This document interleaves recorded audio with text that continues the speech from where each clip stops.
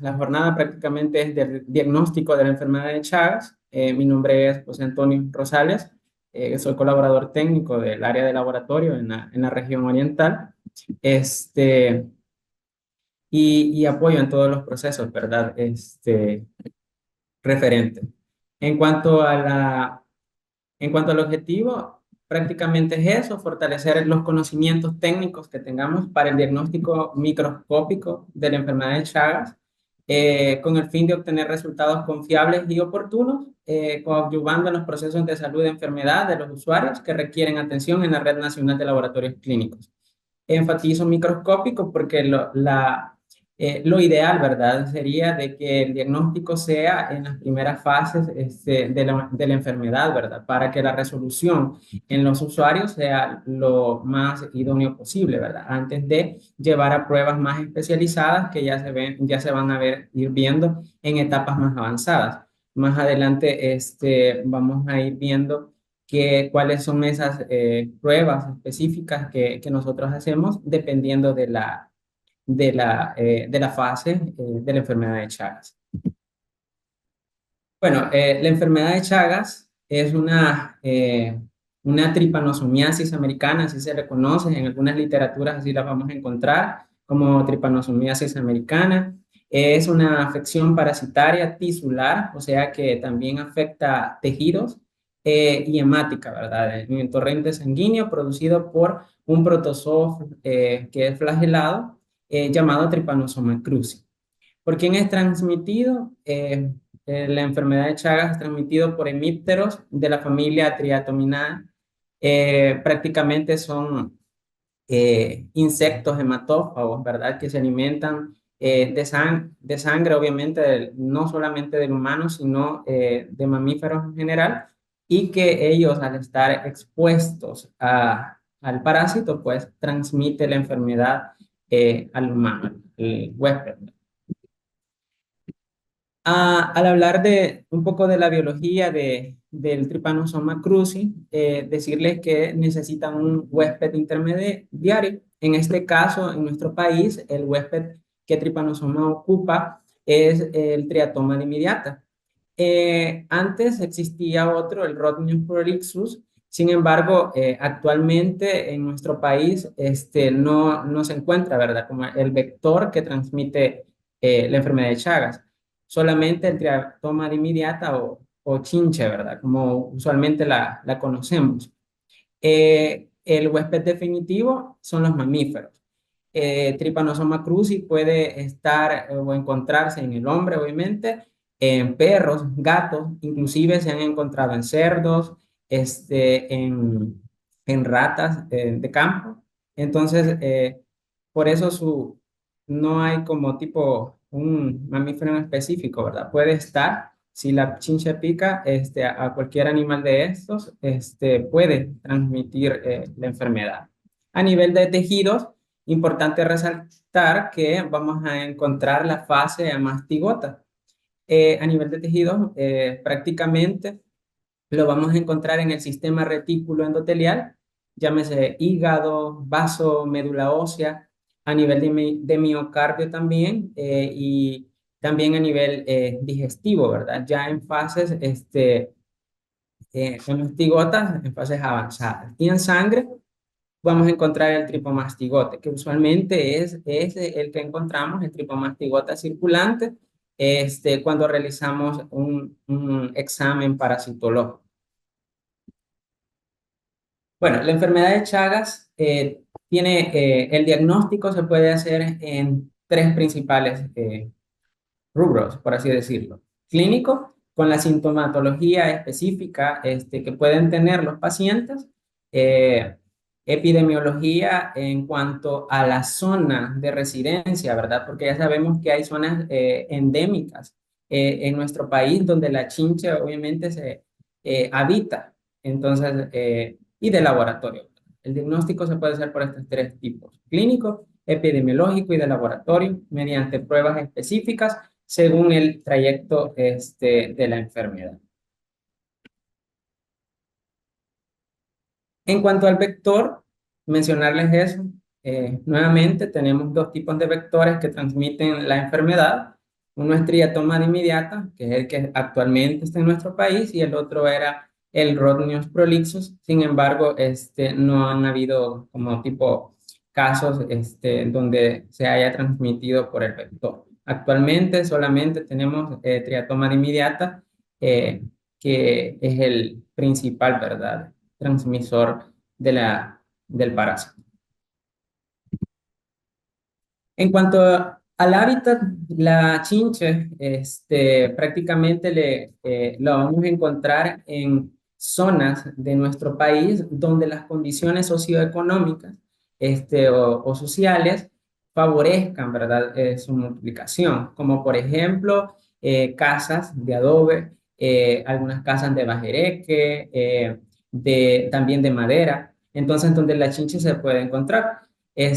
Usualmente las podemos encontrar también en aquellos lugares donde hay bastante cultivo de café, ¿verdad?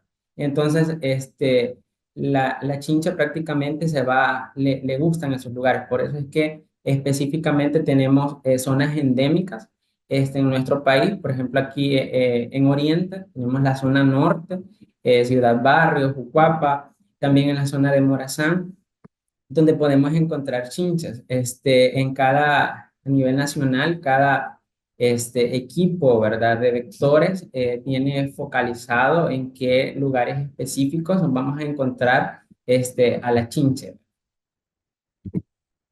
En cuanto a la gente, prácticamente es Trypanosoma cruzi.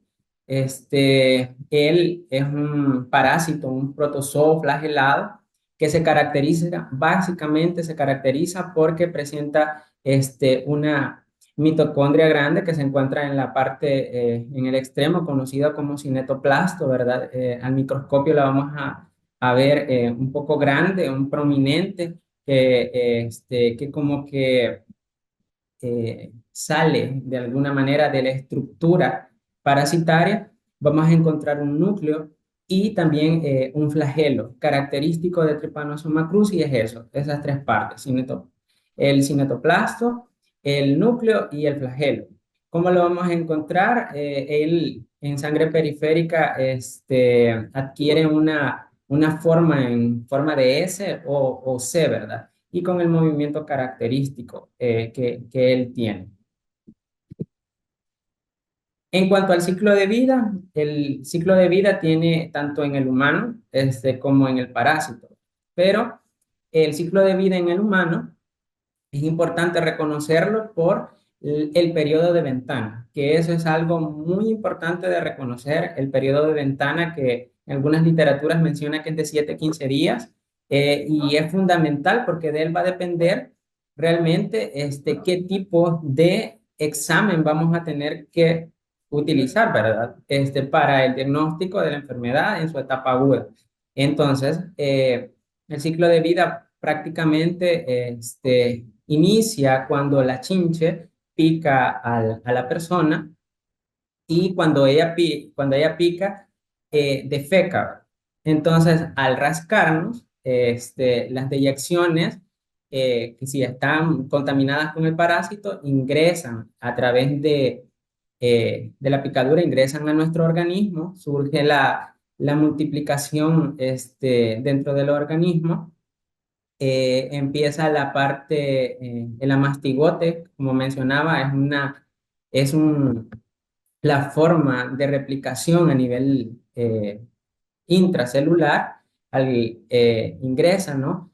Y luego se va a transformar en el tripomastigote circulante en la fase, cuando ya se transforma en un tripomastigote circulante en el torrente sanguíneo. Ahí nosotros vamos a hacer la fase diagnóstica, ¿verdad?, a nivel con las pruebas parasitológicas para observar al parásito en sangre periférica. La fase infectiva es cuando la chinche pica, y la fase diagnóstica ya va a ser cuando el amastigote se transforma en el tripomastigote circulante.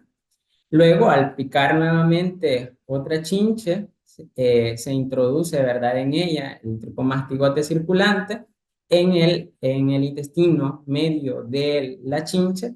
Este empieza su ciclo de replicación en el vector y se transforma en epimastigote, ¿verdad? Entonces, y que al ser eyectado, pues inicia el ciclo.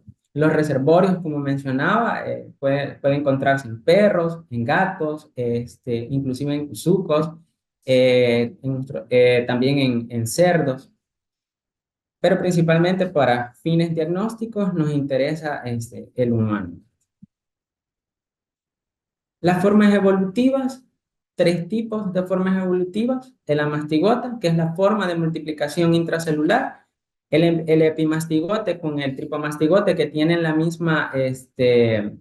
mismos diámetros de 15 a 20. Sin embargo, el epimastigote, que es la forma de reproducción en el vector, y ya el tripomastigote, que son las principales formas sanguíneas, ¿verdad? Que es lo que, como mencionaba y refuerzo, es lo que nos interesa encontrar en las primeras fases para una resolución adecuada del usuario. En cuanto a la enfermedad de Chagas, tiene dos fases muy características. Algunas otras literaturas mencionan una fase indeterminada. Sin embargo, para fines prácticos y siguiendo el lineamiento de enfermedades desatendidas, que así se le llama, ¿verdad? También se le conoce como enfermedad. Dentro de las enfermedades desatendidas está la enfermedad de Chagas. Tenemos dos: la fase aguda y la fase crónica. En la fase aguda se caracteriza por la presencia de parásitos en sangre en concentración elevada. Muy importante es que en la fase aguda va a haber una elevada parasitemia, ¿verdad? Que va a ir, conforme pasa el tiempo, va a ir disminuyendo hasta pues, ser una parasitemia baja. Dura de 6 a 8 semanas. En las manifestaciones clínicas de la fase aguda, tiene dos: las específicas y las inespecíficas. En cuanto a las manifestaciones específicas, eh, prácticamente es el chagoma de inoculación, que es un nódulo del cutáneo local, que prácticamente es donde la chinche pica, ¿verdad? Al usuario. Entonces se forma ese chagoma de inoculación que es indoloro la mayoría de los casos, ¿no? Y que junto con el complejo oftalmoganglionar, que es el signo de Romaña, o un edema periorbital unilateral que se acompaña con conjuntivitis en algún momento, le dan la pauta, ¿verdad?, al clínico para sospechar de Chagas, ¿verdad? En cuanto a las inespecíficas, se puede acompañar la enfermedad de fiebre, hepatomegalia, esplenomegalia, anemia y también edema. Decirles de que en la fase aguda tenemos que tener muy en consideración el periodo de ventana que mencionaba al inicio, ¿verdad? El periodo de ventana es muy importante conocerlo, de 7 a 15 días. Recalco en eso, porque de él va a depender de qué pruebas diagnósticas vamos a utilizar, sobre todo para evitar falsos negativos al utilizar una prueba que no vaya acorde, ¿verdad?, al ciclo o a la fase que está transitando el usuario, sobre todo porque la enfermedad de Chagas eh, usualmente cursa de forma asintomática. El clínico puede sospechar, obviamente, cuando presentan el chagoma de inoculación o el complejo, ¿verdad? Pero, pues, en algunos pacientes tampoco presentan signos y síntomas característicos. En cuanto a la fase crónica, puede permanecer asintomática durante décadas o incluso de por vida. La fase crónica usualmente se puede activar cuando los pacientes tienen el sistema inmunológico deprimido en procesos, ¿verdad?, que deprimen el sistema inmunológico, como cáncer, VIH y entre otras patologías. Entonces, si ha estado en un momento el paciente en contacto con el Trypanosoma cruzi en forma de latencia, ¿verdad? Entonces puede haber una un aparecimiento de la enfermedad. La multiplicación parasitaria en la fase crónica se origina en la musculatura cardíaca y digestiva, pero como forma amastigótica.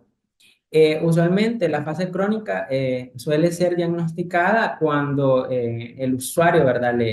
Presenta ya problemas a nivel cardíaco, hay un megacolon, un megaesófago, los clínicos también, los médicos pues sospechan de ellas ante alguna alteración en algún examen específico que hacen. Entonces, ya pues piensan, ¿verdad?, en Chagas, pero de una forma crónica. En cuanto al diagnóstico de laboratorio, las técnicas diagnósticas están encaminadas a detectar Trypanosoma cruzi o bien detectar la respuesta inmune que se genera en el hospedadero. Hay de dos tipos, los directos, que prácticamente los directos, el objetivo es la visualización del parásito en, eh, en el torrente sanguíneo, que esto lo vamos a ver en la fase aguda. Pero los indirectos, ya es el objetivo es identificar anticuerpos específicos contra Trypanosoma cruzi. Y estas ya las vamos a observar en las fases avanzadas o crónicas de la enfermedad. Tenemos dos tipos de métodos diagnósticos, los parasitológicos, que prácticamente se indican cuando hay una sospecha clínica, o sea, el usuario tiene signos y síntomas característicos de la enfermedad de Chagas, o epidemiológica, ¿verdad? De la forma aguda. Epidemiológica, al referirnos a que el usuario está en una zona endémica donde sí tenemos Chagas, donde sí podemos encontrar el insecto contaminado con el parásito y en el periodo comprendido de 2 a 8 semanas después de ocurrida la infección. El objetivo de los exámenes parasitológicos va a ser esa, la observación directa del parásito circulante en el torrente sanguíneo. Y las inmunológicas, también en algunas literaturas las podemos encontrar como serológicas, están indicados durante la fase crónica, ¿verdad? Cuando la parasitemia es baja en el torrente sanguíneo. Importante de esto, como mencionaba, es la detección de anticuerpos, de una respuesta inmune ya en el usuario. Si ven, los métodos diagnósticos son específicos para cada enfermedad y van a depender mucho de la fase en la que el usuario se encuentra. De nada va a servir estar haciendo exámenes parasitológicos cuando ya hayamos tenido muchos días, ¿verdad? Después de que haya ocurrido la picadura de la chincha, ¿verdad? O hacerlos antes de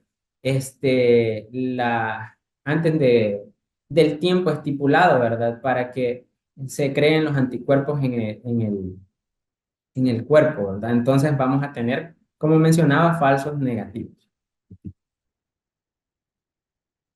En cuanto al diagnóstico microscópico, aquí se encuentran las pruebas parasitológicas directas y aquí vamos a encontrar prácticamente la observación del parásito, que eso es lo que interesa, ¿verdad?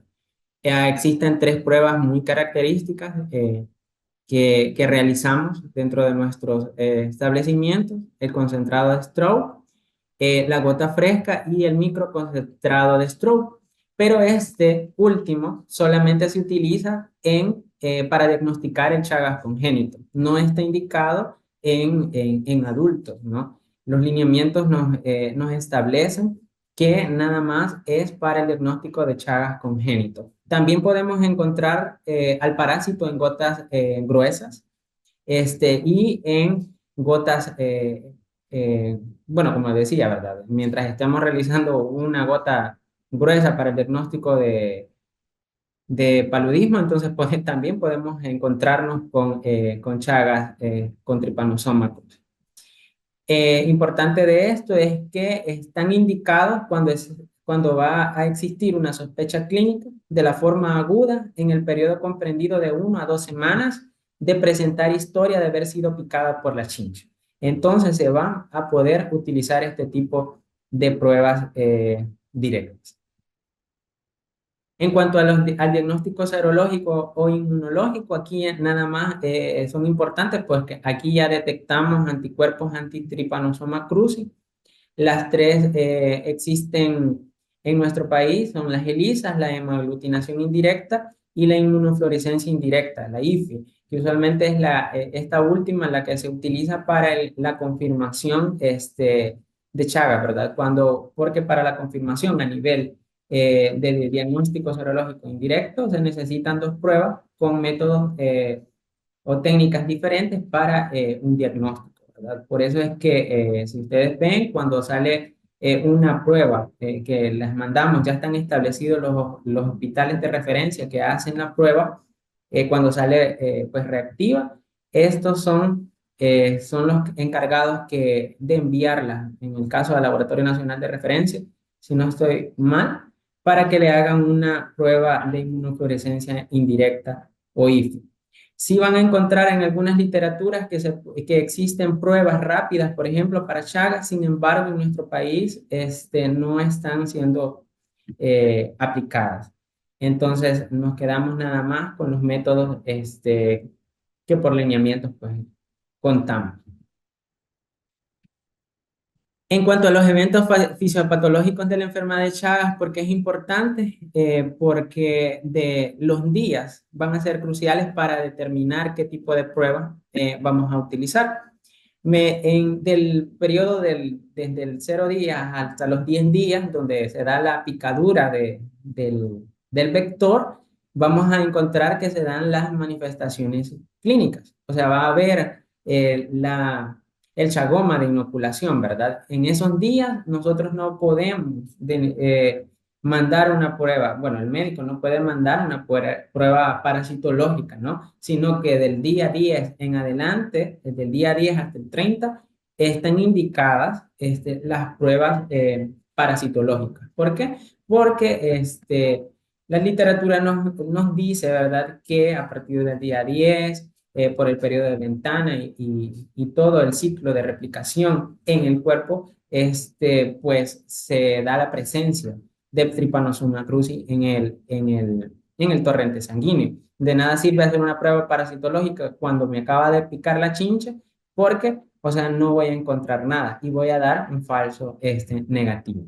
Entonces, del día 10 al 30, ahí están indicadas el concentrado de stroke, la gota gruesa, la gota fresca, y también en algunos casos antes se hacían, bueno, que se hacían senodiagnósticos. Sin embargo, actualmente pues no es un método, ¿verdad?, que está como para el diagnóstico de eso, que prácticamente el senodiagnóstico consistía en colocar ninfa, ¿verdad?, en la piel, ¿verdad?, cultivada, obviamente bajo estricta supervisión, y ponerla en el brazo del paciente y después observar las deyecciones al microscopio para ver si tenía Trypanosoma cruzi o no, pero actualmente eso no se está utilizando.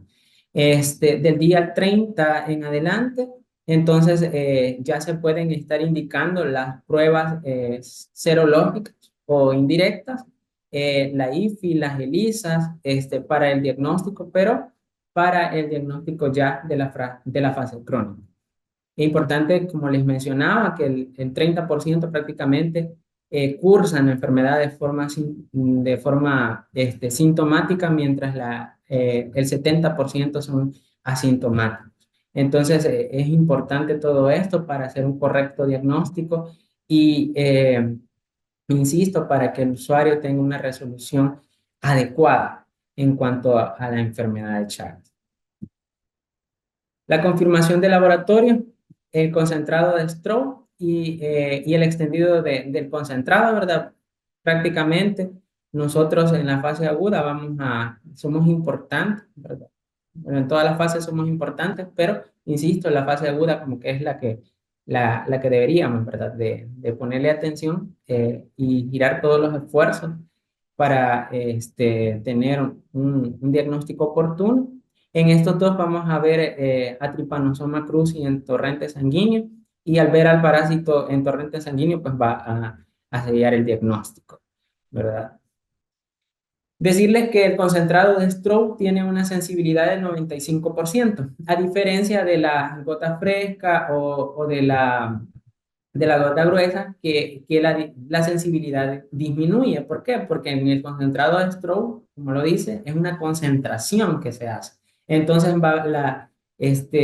se pueden observar parásitos aunque su número no sea alto, debido a la concentración que se da. Permite también observar el movimiento del parásito y hay una gran facilidad en la realización de extendidos para colorear y realizar la morfología microscópica, ¿verdad? Dado que se tienen que mandar el 100% de las láminas positivas a nivel central para el control de calidad y el 10% de las láminas negativas, como todos sabemos. La muestra prácticamente sangre venosa, recién tomada o periférica, y con anticoagulante o sin anticoagulante. Pero si es con anticoagulante, se recomienda que sea con heparina. La muestra debe ser obtenida antes de que el usuario reciba el tratamiento antimalárico, por obvias razones, ¿verdad? Y es necesario realizar la extracción de 10 a 15 días de haber iniciado signos y síntomas. En cuanto a la técnica de concentrado de stroke, se necesitan de 5 a 10 cc en tubos sin anticoagulante. Hay otras literaturas que mencionan que son de 5 a 8 mililitros. Sin embargo, para fines prácticos, pues de 5 a 10 cc en tubos sin anticoagulante. La técnica es prácticamente sencilla. Esperamos la retracción del coágulo a temperatura ambiente y vamos a retirar con un palillo. Vamos a transferir el suero a otro tubo de ensayo y vamos a centrifugar a 1000 revoluciones por minuto, de 3 a 5 minutos. Transferimos el sobrenadante a otro tubo y vamos a centrifugar de 3 a 5 minutos a 3000 revoluciones por minuto. Volvemos a pasar el sobrenadante con pipeta a otro tubo y vamos a examinar el sedimento. Colocando una gota en lámina por objeto, cubrimos con laminilla y observamos con 10 y 40. Las revoluciones son muy importantes, respetar las revoluciones, ¿verdad? Los equipos se tienen que configurar para que tengan estas revoluciones, dado que cumplen una función, ¿no? Porque, o sea, al no respetarlas podemos destruir de alguna manera la morfología del parásito. Entonces, pues es importante respetarlas y seguir la técnica. Extendemos la muestra en varias láminas, vamos a dejar secar a temperatura ambiente y vamos a colorar con Gienza y vamos a observar, ¿verdad? El microscopio buscando morfologías características. En cuanto a la técnica del concentrado de stroke, pero utilizando sangre venosa recolectada con tubos con EPTA, porque usualmente son los que más tenemos, ¿verdad? Aunque, insisto, mencionan que es mejor con heparina, pero como los que tenemos usualmente son con EPTA, pues también lo podemos hacer con EPTA. Igual, centrifugamos a 1500 de 5 a 10, examinamos la parte donde están las células blancas en el tubo entre porte y cubre objeto con objetivo 10 y 40X, teniendo el cuidado de tomar las células blancas y no contaminarlas, ¿verdad? O no mezclar, ¿verdad? Para tener una mejor visualización del parásito. Transferimos el plasma del sobrenadante a un tubo limpio y lo centrifugamos de 1800 a 5000 revoluciones por minuto durante 5 minutos y observamos el sedimento buscando formas móviles y siempre que vamos a hacer esto debemos de crear bastantes láminas, varias láminas y secar a temperatura ambiente, colorear y vamos a observar al microscopio las morfologías características de Trypanosoma.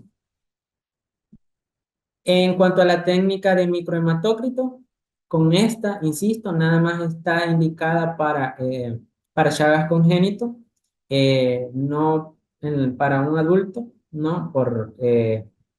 Porque, bueno, con un neonato es más fácil la cuestión es más difícil la extracción sanguínea, ¿verdad? Entonces es como más fácil también tomarla a través del microhematócrito. Con esta llenamos capilares con heparina, con sangre venosa, sellamos con plastilina y centrifugar en microcentrífuga por 10 minutos. Colocar dos capilares en la mímina portaobjeto y ponemos laminillas de 22 por 22 entre la interfase de capa de leucocitos y plasma. Es importante recalcar que debemos de tener varios capilares, ¿verdad? Los que nos ajusten, por la cuestión de que a veces se pueden quebrar, ¿verdad? En el momento de la centrifugación. Observamos el microscopio de 10 y 40 en busca de formas móviles y con cuidado rompemos el capilar entre capa de blancos, ponemos una gota entre el portaobjeto y cubrimos con la laminilla. Observamos el microscopio con 40X y buscando siempre las formas móviles, realizamos extendidos de esta capa de blancos, coloreamos con lienza y observamos al microscopio. De esta técnica, usualmente no se suele utilizar en las fases adultas en un adulto por las múltiples implicaciones que tiene, ¿verdad? Si ven, se tiene que quebrar el portaobjetos y a veces pueden ocurrir contaminación, ¿verdad? Un accidente laboral, porque inclusive el tripanosoma se puede transmitir no solamente por el vector, sino por otras formas. Por ejemplo, lo que estaba abordando sobre el Chagas congénito, que es es de madre a hijo, ¿verdad? Y también se puede, por transfusiones, que usualmente pues, eso no puede ocurrir porque la sangre, tenemos sangre segura en los bancos de sangre, pero eh, por eso la historia clínica del paciente en cuanto a transfusiones de sangre que no es segura, está, ¿verdad? Como dentro de la epidemiología para la búsqueda de Chagas, y de igual forma hay accidentes de laboratorio. Eh, se han, se han, se pueden dar casos, ¿no? De contaminación por accidente de laboratorio. De igual forma, por jeringas, por pinchones de jeringa que estén contaminadas con trypanosoma. Esta es una lámina donde podemos ver a Trypanosoma cruzi. Es de una lámina que fue identificada en uno de los laboratorios de la región oriental, en Ciudad Barrios, para ser específico, donde podemos ver las tres partes características de Trypanosoma ya a nivel del torrente sanguíneo, ¿no? Podemos ver la membrana ondulante, el núcleo y el cinetoplasto, que son características, si ven, se pueden observar bastante teñidos, el cinetoplasto bien definido y la membrana ondulante, ¿no? Y el parásito se sitúa en una forma de C. En algunos casos podemos observarlas en forma de S. En cuanto al reporte, prácticamente el reporte es presencia de cuando observamos a Trypanosoma cruzi, la presencia es positiva a Trypanosoma cruzi, y si no existe la evidencia del parásito en la muestra, pues no se observa Trypanosoma cruzi en la muestra examinada. Es importante de esto es que en toda muestra donde se encuentre la presencia de formas móviles, siempre debemos de realizar la coloración con el fin de confirmar la morfología, ¿verdad? De Trypanosoma cruzi. Como ustedes saben, pues se tiene que referir al Laboratorio Nacional de Referencia láminas para el control de calidad, ¿verdad? El 100% de las positivas y el 10% de las negativas.